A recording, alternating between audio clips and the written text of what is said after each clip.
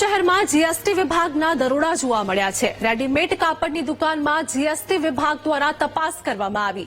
એક સાથે 5 થી વધુ દુકાનોમાં ચેકિંગ હાથ ધરવામાં આવ્યું, જેમાં વિવિધ સ્કૂલના યુનિફોર્મનું વેચાણ દુકાનોમાં કરવામાં આવતું હતું। તે દરમિયાન દરોડા કરવામાં આવ્યા। ઓમેક્સ કલેક્શન, રૂપરંજન સહિતની દુકાનોમાં તપાસ કરવામાં આવી, તો તપાસ દરમિયાન મોટા બિનહિસાબી વ્યવહાર પણ સામે આવે તેવી પણ શક્યતા છે।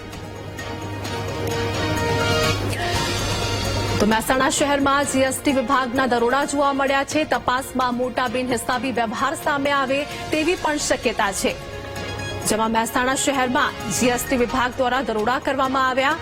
રેડીમેડ કાપડની દુકાનમાં તપાસ હાથ ધરવામાં આવી હતી। એક સાથે 5 દુકાનમાં તપાસ કરવામાં આવી, જેમાં બિનહિસાબી વ્યવહાર મળે તેવી પણ શક્યતા જોવા મળી છે। સંવાદદાતા સુધીર અમારી સાથે જોડાયા છે। મહેસાણા શહેરમાં જીએસટી વિભાગના દરોડા, શું વધુ વિગત?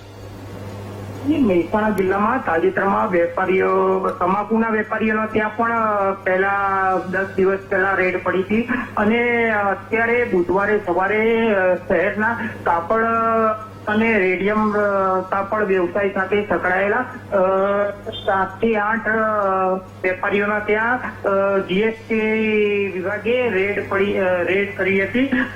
કેટલાક વેપારીઓ દ્વારા સરકાર દ્વારા નિયમિત કરેલા જીએસટીની રકમ ભરવી ન પડે તે માટે બિલ વગર પણ ખરીદી અને વેચાણ કરીને કર ચોરી કરી સરકારને આર્થિક નુકસાન પહોંચાડવામાં આવે છે।